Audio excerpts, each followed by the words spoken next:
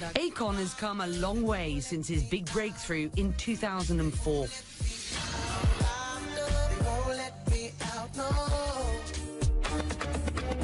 He sold 35 million albums around the world, earned 5 Grammy nominations, and helped launch the career of Lady Gaga.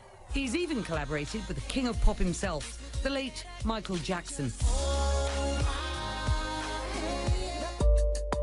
But Akon insists it's the immigrant experience, not show business, that shaped the man he is today. I never really looked at it like as if I was African or American or African-American. I caught up with the Senegalese-American rapper and philanthropist during a recent visit to the UAE. Just talk about being a young, mostly African-brought-up kid in the States back in the day. It was an interesting time when I came. There's always been this lack of education of foreigners. As much as America allowing them to live that dream can also easily become a nightmare because you're living it in amongst of a world that doesn't quite understand you or doesn't quite understand themselves to an extent, because when you look at culture and history in America, it's always been borrowed from different cultures. So America's known for having this, a society that's been built like a puzzle. You got pieces that come from everything that just makes this beautiful picture, right? But then you take one piece away, then there's something missing. And there's always been these edges that's just never been complete. The picture looks like it's one thing, but it clearly is something else because those pieces haven't been put together. And I think that's what America's dealing with today. My pops made sure that we was all born in the States, all my brothers and sisters, because he never wanted us to have this, immigration issue, which clearly he was thinking the future, because believe me, had he not thought about that today, I don't know what kind of conversation we'd be having, right? I used to get made fun of all the time in school because I was African and I had, nappy hair and I was extra dark skinned. And back then, dark skin wasn't really in style. The light-skinned, curly-haired guys took all the girls. So I was almost ashamed to be African. And then later, as dark skin started to become more in style, I was promoting the fact that I was African because it made me feel more authentically dark.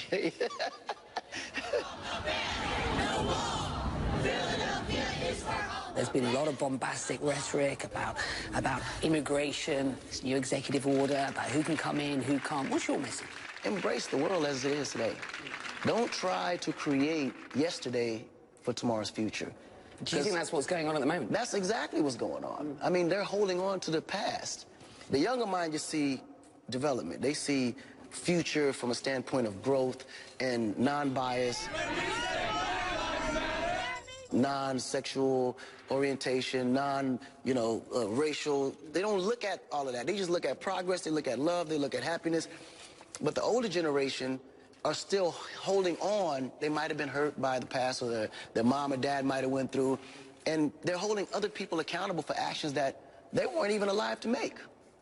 And it just doesn't make sense, because as long as we continue to hold our past and hold ourselves accountable for what our ancestors or our past grandpops and moms have created, or whatever that energy was at that time, that's not the same energy today. So we just have to allow that past to go, learn from it, and figure out how we can move forward together.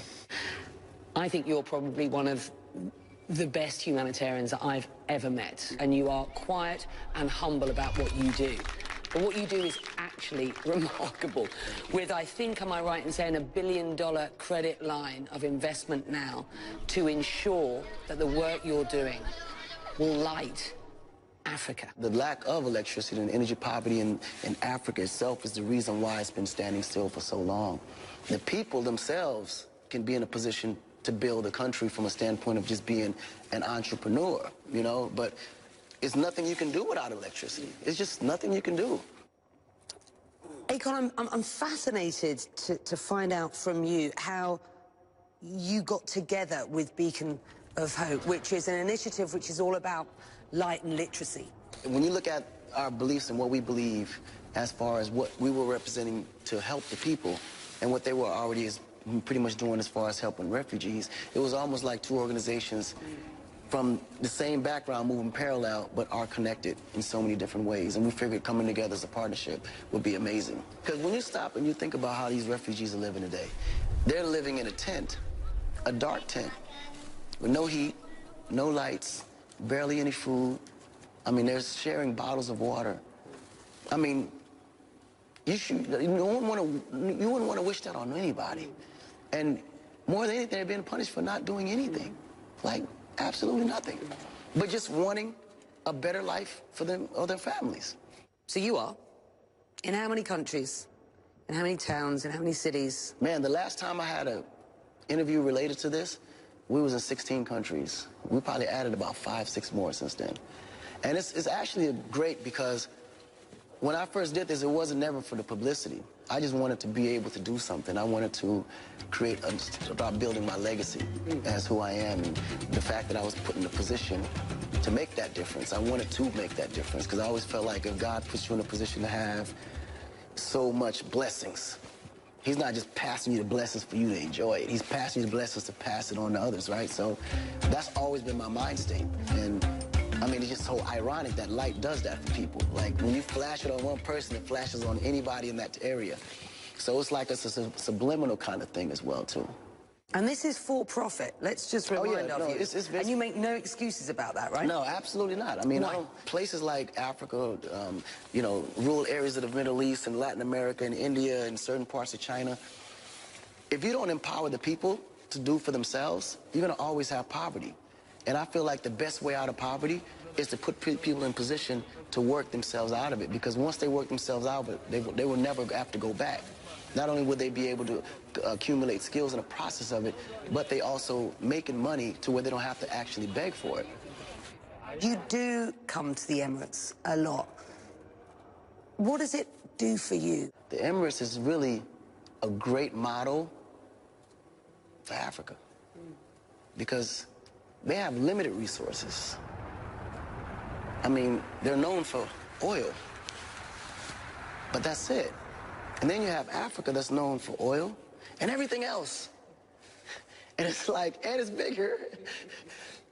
So it's like, how come they're not doing that? But then I think about it again and say, wow, what they're doing in Emirates is so incredible. They are the model for how countries can really develop.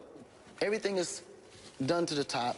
The best people, the best experience, the best everything, and they don't settle for nothing less because they don't feel they deserve anything less. And I think that mind state alone is something that needs to be honestly pasted, like literally copy and paste.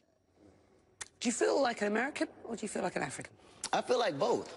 When you've been around and been, you know, exposed to different cultures and you've been a part of the culture itself, it becomes you.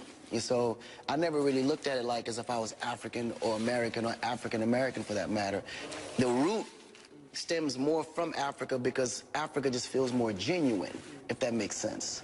You know, even in America, family feels like business, even all the way down to marriage and, you know, kid and child custodies. Everything is about money, money, money, money.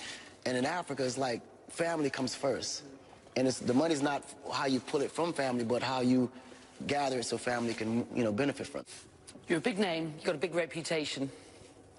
Politics, is that somewhere you want to go going forward? In the States? You know, just listening to what you say, you make a great politician, mate. I mean, I don't ever see myself actually going into politics, but then I never saw myself actually being this either, because I was a criminal, like literally, I was robbing, stealing cars and all kind of craziness, but I just go and just let God like follow me or guide my path wherever it leads it at this point.